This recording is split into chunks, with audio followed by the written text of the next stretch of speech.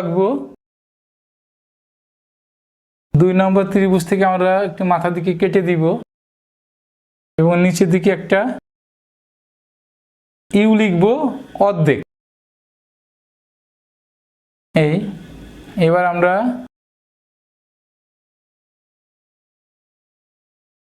এবার আমরা কি করব, ত্রিভুজটা মুছে দিব। ঠিক আছে বন্ধুরা, আমরা এবার এক থোকা জামরুল আঁকবো। দেখি কিভাবে এক থোকা জামরুল আঁকা যায়।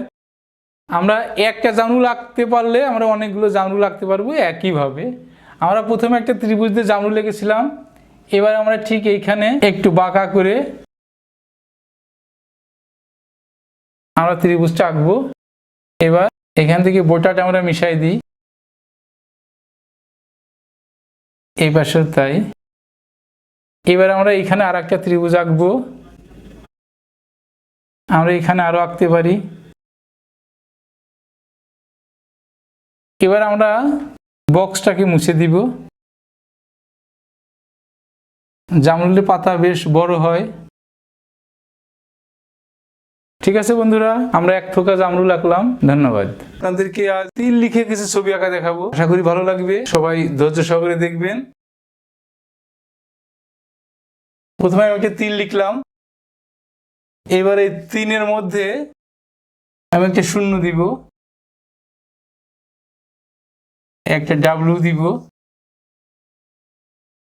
একটা ডি লিখবো আমরা একটু উল্টো করে, এখানে একটা এম লিখবো, আর এখানে তিনটা 6টা এক লিখবো, একটা ডাল দিব।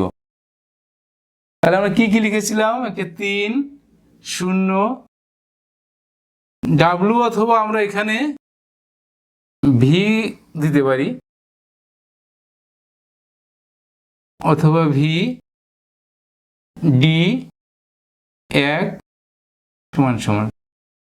আমরা এই কয়টা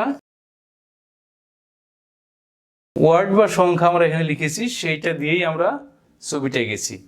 এবার আমরা এই পাখি থেকে কিছু ভিন্ন রকম পাখি আঁকবো। 3, আমি লেজটাকে একটু ঘোরাই দিই এদিকে, এখানে একটা ইউ লিখবো, আমরা ভিটা লিখবো, শূন্য দিব, এটুকু আমরা মুছে দিয়ে ডানা দিব।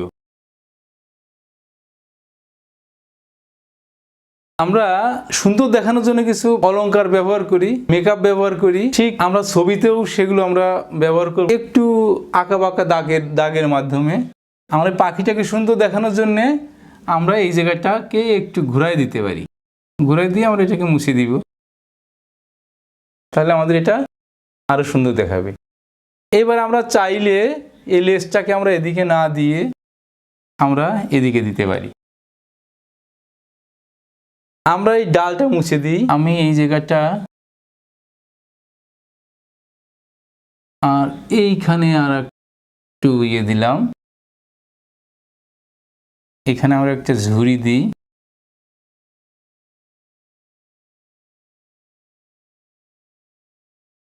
একটা ডিম দিলাম।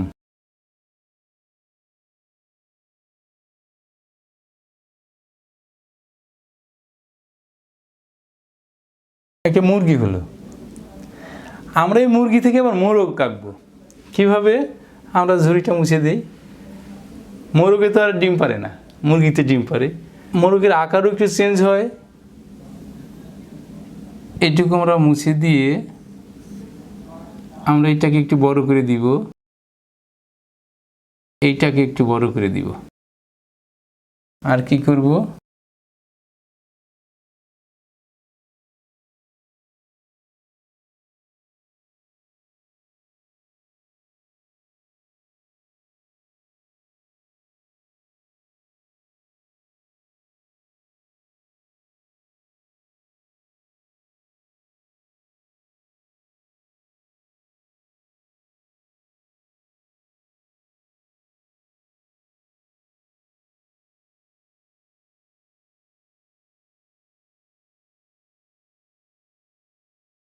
তাহলে আমাদের 3 দিয়ে পাখি ছিল, পাখি থেকে মুরগি, মুরগি থেকে মোরগ।